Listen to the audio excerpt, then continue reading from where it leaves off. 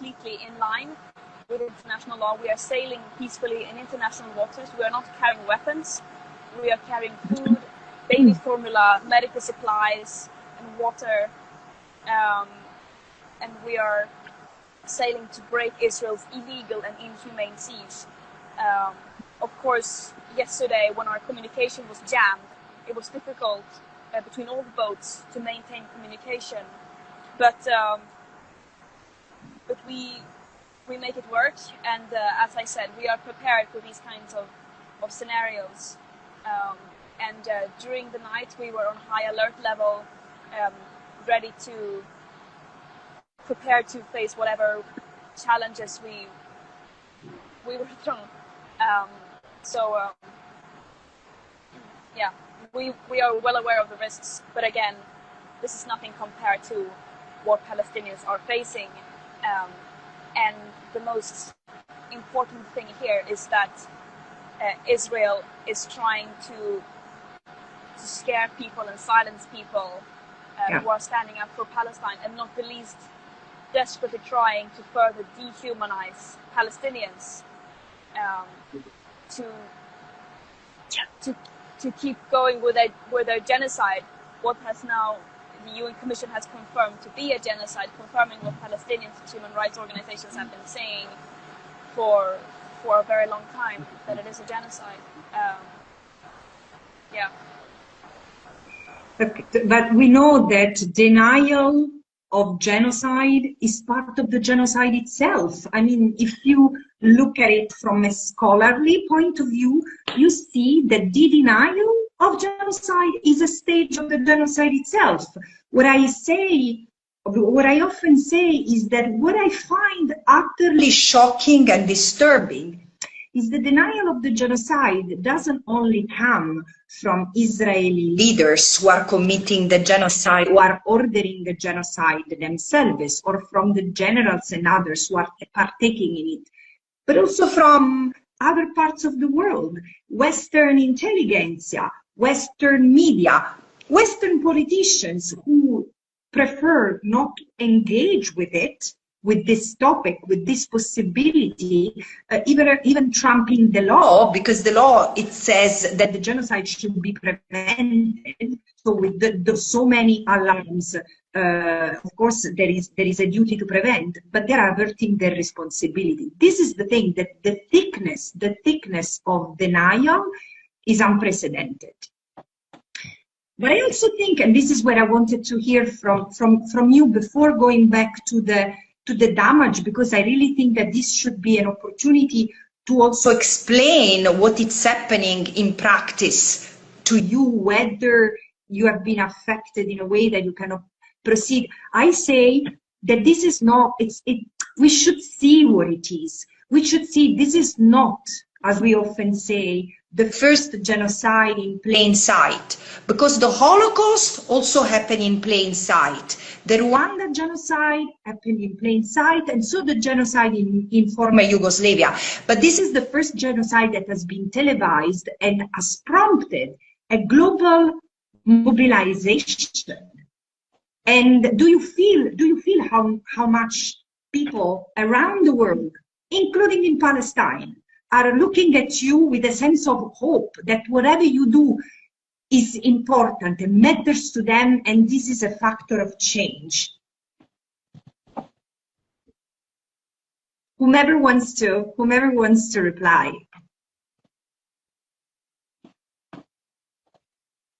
Well, certainly we're hopeful on the independent legal support boat that people will see, first of all, that this is a legitimate mission and that it has a perfectly lawful basis.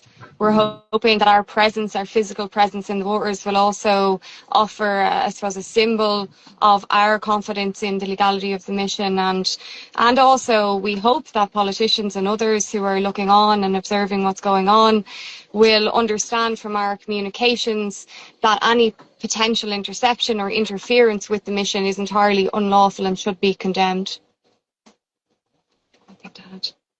Yeah, and in addition to this, it is important to us to show that this is a collective action of the peoples of the world, global north, global south, under United as a Flotilla. So we are independent legal support boats sailing within a flotilla, hoping to support and knowingly facing not only the risks such as the one that happened last night, but also a sort of a defamation campaign by Israel to tag us as some sort of a terrorists or Hamas supporters.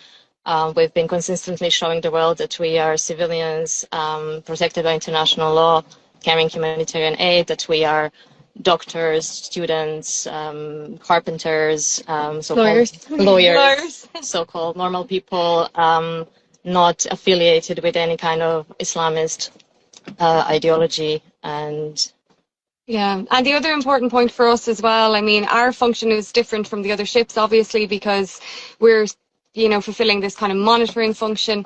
But we want to collate as much information and evidence as possible, and we hope that subsequent to the mission's completion, which we hope will be successful, but in the event that there are any interference or violations of international law, we hope to collate all of that evidence and make legal findings in the aftermath, and we hope that there will be consequences for any of those breaches of international law, which will be based quite solidly in an evidential basis from what we have gathered from flotilla members.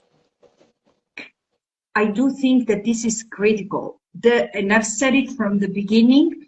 I think that as important as is the growth in numbers of the boats, part of the flotilla, is the presence of lawyers, legal observers, because not only this reassures at every step the flotilla members, but also it's a way to monitor developments on the, I would say, at sea, and communicate to the media, communicate to authorities, because what's happening is that in between the incident and the knowledge of the incident, there has always been the hasbara, the propaganda, and the mismanagement of the intentional manipulation of the information. With you near, the risk is lower. Can I ask all of you, have you been contacted by governments,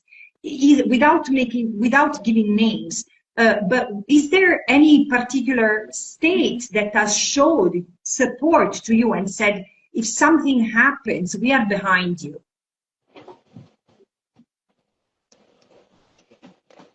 Yeah, I can say personally, I've been contacted by the state authorities, but only as regards protecting me personally and being given support by the Israeli embassy in Israel.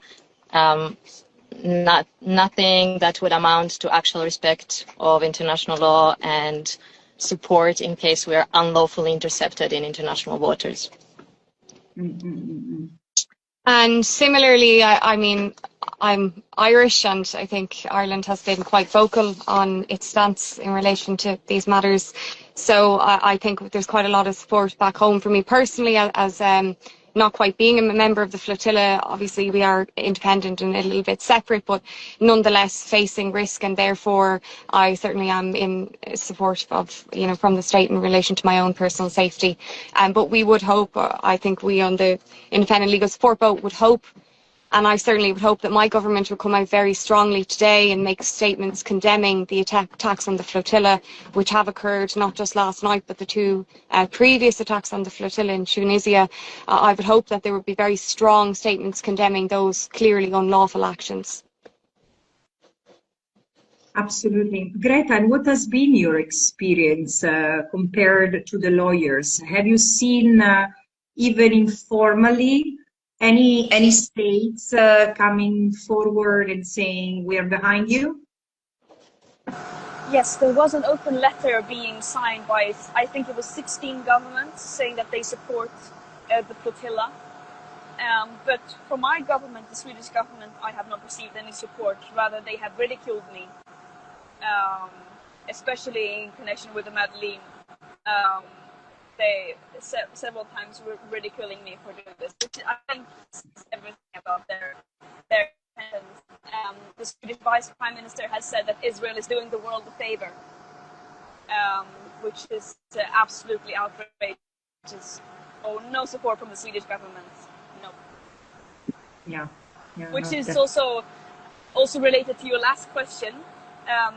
We are experiencing lots of support, yes, from all over the world. The world is standing with Palestine, and the world is supporting the flotilla. But unfortunately, the people in power are not acting upon that support. We are not receiving at all, even close to enough support from them. And this mission definitely should not have to exist. We do not want to be doing this. This is a last resort. When there is a genocide happening, under international law, states have a legal duty to act, to apply real pressure to end their complicity, and to do everything in their power to stop it, not just to speak up. This is a last resort when our governments are failing to do their legal duties, to do the bare minimum, to prevent even the worst war crimes from happening. This is us stepping up when our governments and those who are supposed to represent us are failing to do the bare minimum, which is, I think, a clear sign that the systems we have in place now are not at all working in the favor of the people. Yeah, and if I could just add to that, I mean, in terms of what Greta has said about obligations on states, you know, I think some people view these as political matters, but as Greta has outlined, they're actually matters of law. You are legally obliged under various conventions and under international law to take certain actions in certain situations, such as the present. So this isn't a matter of, you know, public persuasion or political persuasion. This is a matter of law, and all states should be adhering to those obligations. I find myself in this interesting position of moderator for once, so which is interesting. And no, I couldn't. I mean, there are so many people who are following this discussion, and I mean, for many in Europe, it's in the middle of the day, so probably working hours or school hours. So thank you, everyone, and also thank for those who will see it later. And I would like this to be an opportunity for you to also send out messages, because what I've seen myself is that people feel often powerless, and my own way of communicating with people is that I know how you feel, because I felt like this for such a long time. But then we need to activate instead the power in each of us, and everyone can contribute in the ways that are also that make sense to the profession or the time in life. So what would you tell to the people, because there are several questions that are coming up in this respect? What would you like people to do, people who are in land, people who are in their own countries? How can they help you? I mean, help you in a way, sustain your vision, and eventually help Palestine. Yeah, I'd like to reply to that. Personally, I'm here actually in the capacity of a captain of a boat, independent legal support boat.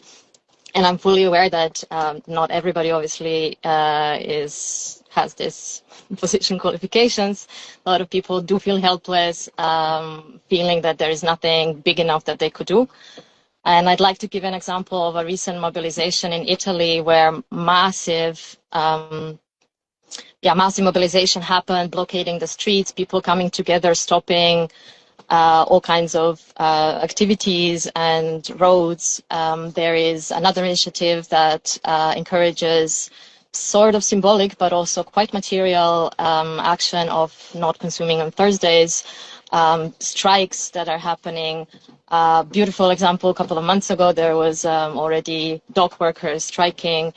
Everybody who's a worker has incredible power as a worker.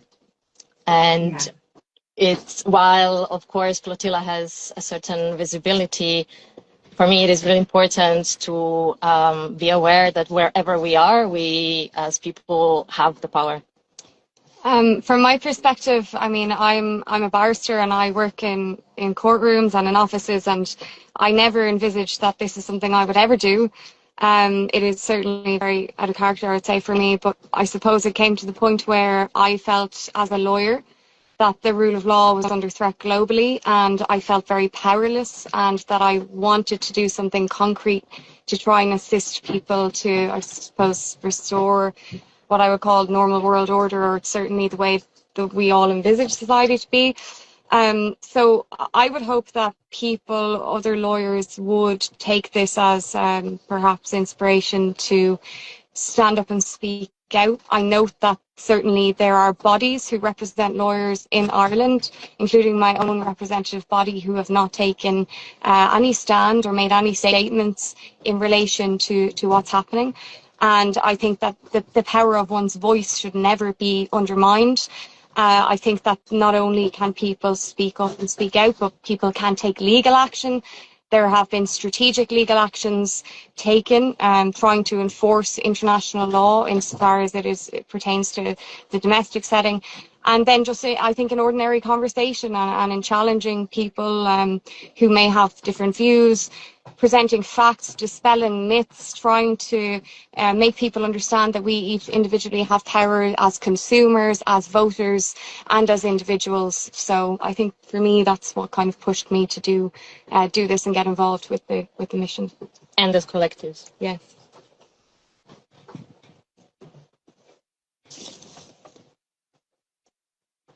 Greta, would you like to do this? Yes. Thank you for coming with so many concrete examples for people to do. I think a lot of people want to do something but are feeling very powerless and don't feel like we have any tools because it's such an enormous crisis and it's difficult to know where to start. So thank you for laying that out. Another concrete thing is that on our website of the Global Summit Flotilla, there is a function where you can email your foreign officers and elected officials, which is another thing in connection to the flotilla. But I want to point out that even though this flotilla is a humanitarian mission, this should be in no way be seen as us coming to the rescue of the Palestinians. Palestinians do not need anyone to come and save them.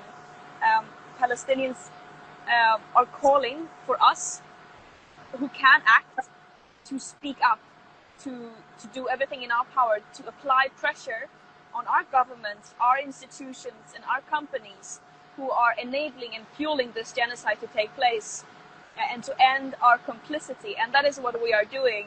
We are listening and acting upon the calls of Palestinians to take action. The idea of having a flotilla with dozens of boats coming to Gaza was initiated by Palestinians. So listen to what Palestinians are calling for you to do. Step out of your comfort zone.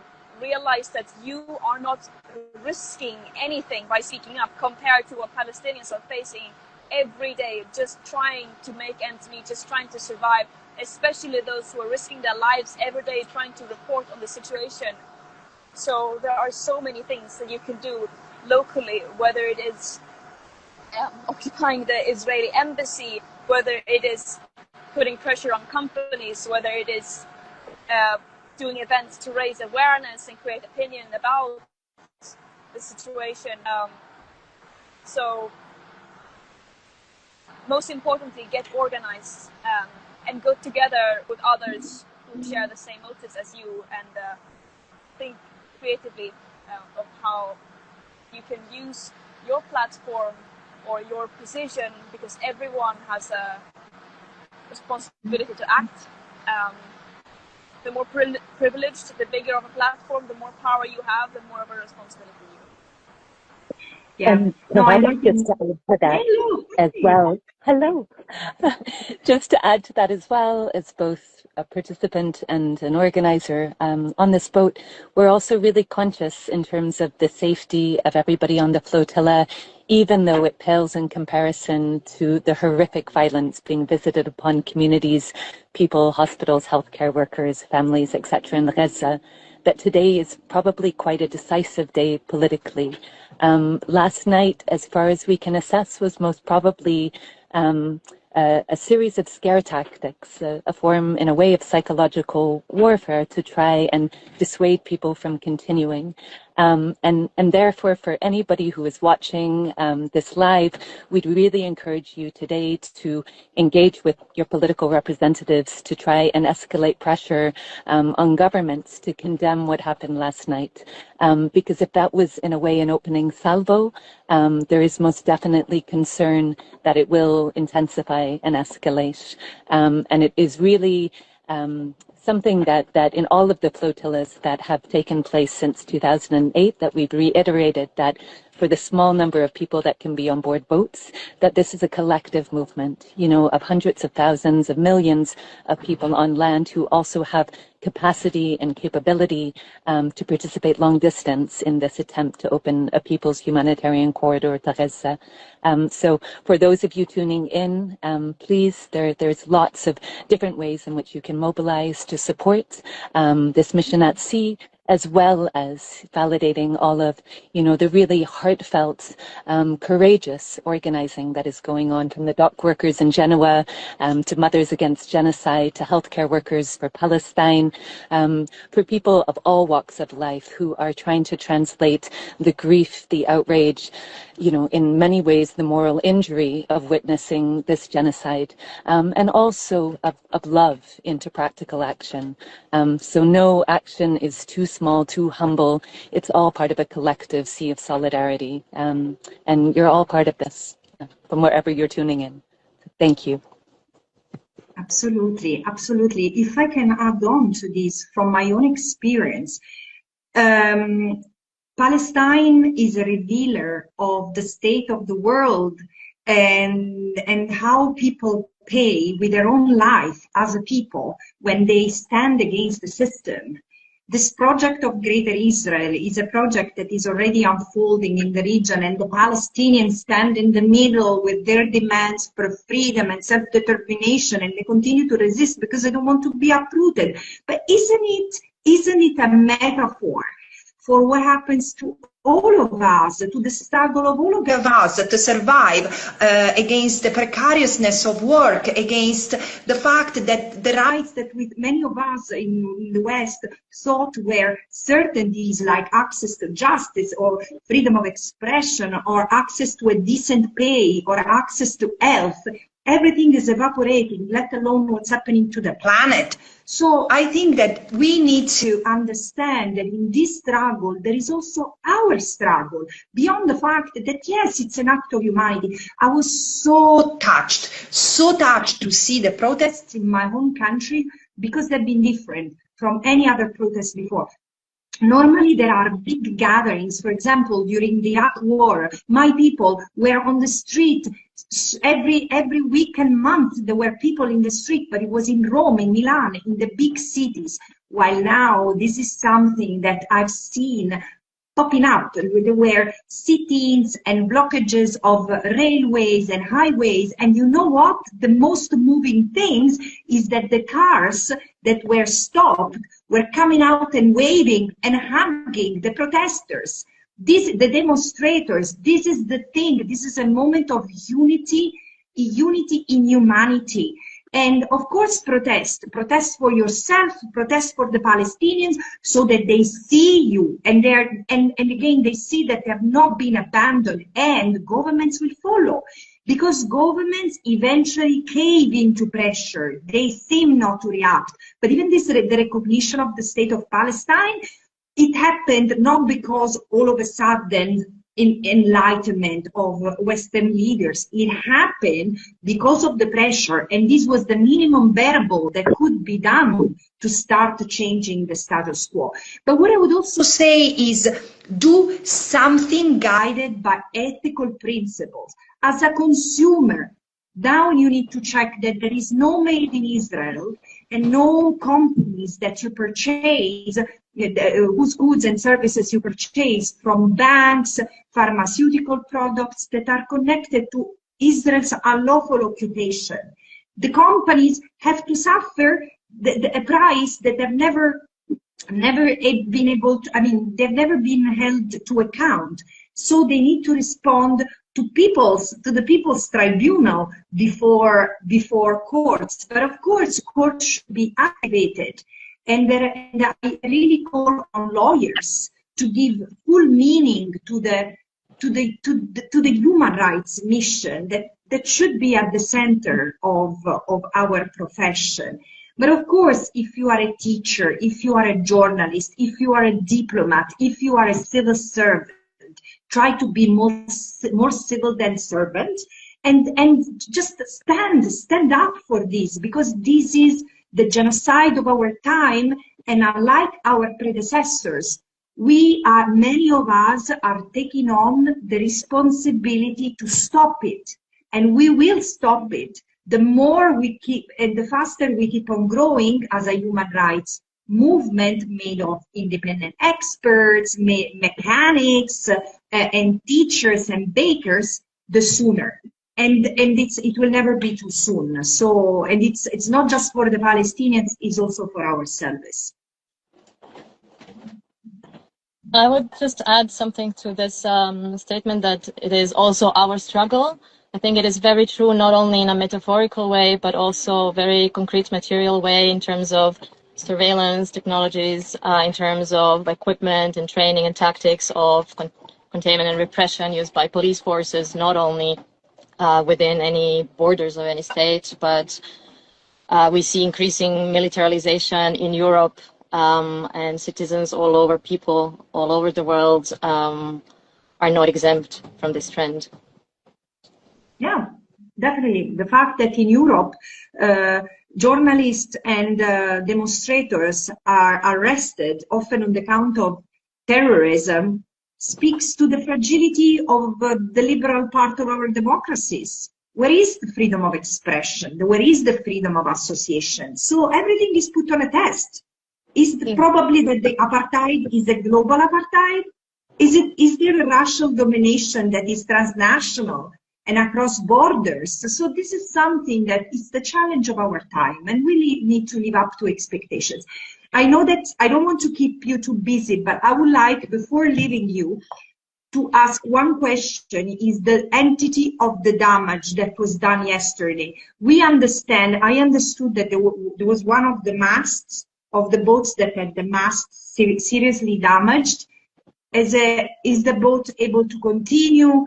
Is there the need to call for a prompt intervention from any European country with mechanics on boat that can come and rescue? What is the situation right now? Probably your best answer. Yeah, the damage on the boats is still being assessed, so sadly cannot give a definite answer, but there is definite commitment to continue with the mission. No injuries happened, and boats are very, as I said, very determined to continue sailing. Excellent.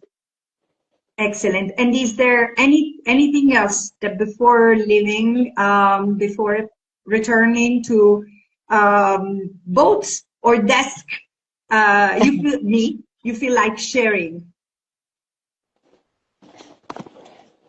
Perhaps also just that we join you from a vessel which is actually named after Shireen Abu Akleh, the brave and beautiful assassinated Palestinian journalist, with the blessing of her family. And so many vessels, so many boats and ships on this mission bear the names, either of erased and ethnically cleansed Palestinian villages, of Palestinian healthcare workers and journalists, and people from all walks of life. Both those who have been killed and those who are still alive, speaking truth to power and bearing witness. And I think this would loop around to something that Greta referred to earlier, in the sense, that it is not, sort of false humility when people on this flotilla really try and emphasize that this is not the story, that this is a bridge to the story. And as much as possible, even though as human beings, sometimes we project these archetypes of heroism and humanity on human beings, who are messy, who are full of consistencies and contradictions. But to remember really that this is a vehicle for spotlighting a live stream genocide in Gaza, but also over 78 years of oppression. And if we look to anybody, for hope or courage, it should be to the lighthouse of humanity that is emanating from Gaza, and that is really calling, for courage and love across the world. So all eyes on Gaza. And thank you so much, Francesca, for your time as well. I know that I speak for everybody on board this boat, but also so many of the others. Your witness has meant so much to so many people across the world. Of course, thank you. But I share the feeling. I mean, I really feel embarrassed, and when people say, "Oh, you are a hero," I'm not a hero. I'm just a decent person. I'm just a decent person who's trying to do what any decent person should do, with a sense of responsibility. Compared to the people of Gaza, we carry a privilege. We can jump on a boat. We can decide not to jump on a boat or to speak out or not to speak out, to challenge power or not. But the thing is that the people in Palestine, the Palestinians, and often wherever they are, they don't have such choice. And like many other people, the same, and this is not the world they want to live in. And this is why, for me, this is a battle worth really living for. So the one for human rights and justice. I think that Greta has dropped. I don't know if she will be able to reconnect, but other than that, I think that you have closed beautifully with a reminder that no one in this video is the story. We're just the conduit, in particular, as we are among human rights practitioners, lawyers, we say the law is on the side of the flotilla, the law is on the side of Palestine and the Palestinians, and it shall prevail. Peace, peace and safety to you all. May good wind bring you forward. Thank you so much, Francesca. Thank you.